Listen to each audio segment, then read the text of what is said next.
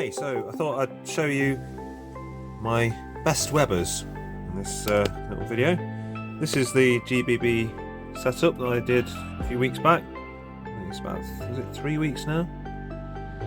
Might have been 3 weeks since it went in there. And done what I hoped it would do. There he is. But yeah, so putting the extra leaves and all these twigs and things at this height has encouraged him to do this, which is make a proper sort of blanket with tunnels in that he can move around in. And, so that's turned out just how I wanted it, really. Quite pleased with it.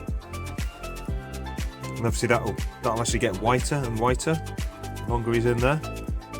It's going to be in there for, you know, a good, I don't know. He grows fast, but he's slowed down a little bit recently. So maybe 6 months to a year, maybe.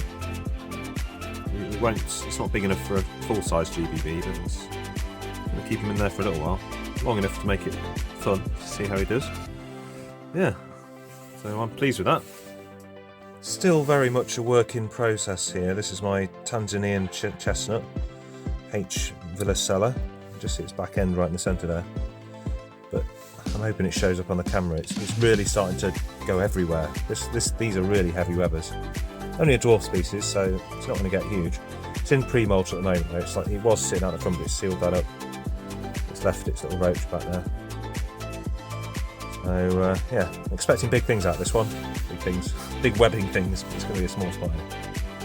Well, whilst we're at it, I thought I might as well show the progress on my Carabiner Versicola. This is the enclosure I built for it. I think it's something for holding makeup brushes originally. You can see it's done some pretty cool webbing, but it's just that one tunnel. I think it's in pre-molt at the moment because it's sealed off the entrance. See, I've never had a molt out of there. They don't sack things anyway, but 2 water bowls. I've been keeping it like this since it was about 1 centimetre, and it's probably about 3, 4-ish. Normally I would put food into the entrance to its burrow there, but it's sealed it all up, which makes me think it's probably in pre-molt. I'm feeding at the moment. Okay, so this is pretty much the same setup. As you can see, this is the avicularia. You see, it's got an entrance to the tunnel at this side. It's a little bit annoying because I have to undo this and lift it up. I sort of lifts everything up a little bit, and then I put food on the webbing up here or on the entrance to up here. There's another entrance hole there. And this tube sort of goes all the way around that top piece and sort of down a bit and comes out down here. So, but he's not long molted, so he's in post-molt, so you could say. And there's his old molt there, and he's sitting there all scrunched up. There's the back end of that tube. So I'm quite pleased with what he's done, but can't be fed at the moment. Same again, 2 water bowls, but kept very dry. It seems to work. Had him since he was about 1 centimetre as well, quite small.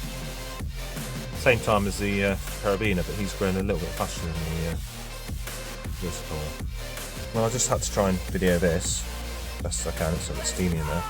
After 1 day, my Chilobrachus disculus, Vietnam blue, is dug down here. You can be able to see him, that's where he is.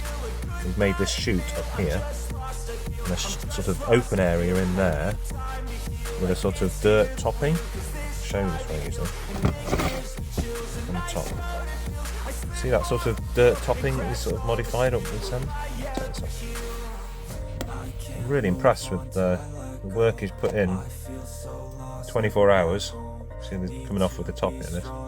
That. Maybe sort of, and he's got a web structure going over the water bowl, which is a little bit annoying, but that's the way he wants to do it. Anyway, so he's really impressed with that. This is my feather leg baboon, Houdini. Not going to be able to see him. I'd be amazed if we did see him. I've still not seen him since I got him back, but it's created this nice sort of tunnel structure, and I think it goes underground as well. This is just the top part we're seeing. There's a bit more moisture in there.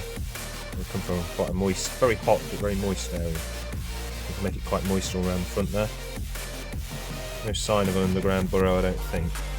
Well, not that I can see anyway. I think it's all right out of view. So some good webbing. A video about webbing would be complete without the OBTs. See what we can see here. Sometimes you can actually see him in the right hand side of that screen there. So you see his bum sticking out. He, see, he's got an old molt there. No, that's just bits of, he's taken to sort of sticking things to his webbing. See, his webbing goes right up to the top, and it goes across the top, but I never actually have to take the top off this, because this is one of those habitats with a little feeding clip. So I really like these. I'm going to buy, I think I need about another 4 of these. I think they're just brilliant. They've got that, so you never need to disturb the webbing. Leads to a happy OBT. I'll show you the other 2. Oh, and before I do, this is my H. Himalayana, which I've not seen since I've got it. I'll show off these 2 little slings. See, I've done the same thing that I like doing with GBBs, where I put leaves, sort of half height. You're probably not even going to see the GBB. These are little GBB slings, around a centimetre, maybe just over. Kigoma, dark colour form. But they've done some nice webbing, which I was hoping they'd do. Keeping them in a different way to the other slings. Well, because I wanted to see some webbing, to be honest. This one's even better. See all that. So they have technically got enough if they did want to burrow, but they weren't burrowing in their little vials. They were sort of living like this, sort of mid-height, off the ground half the time. I think we're going to see it. They do some really nice webbing.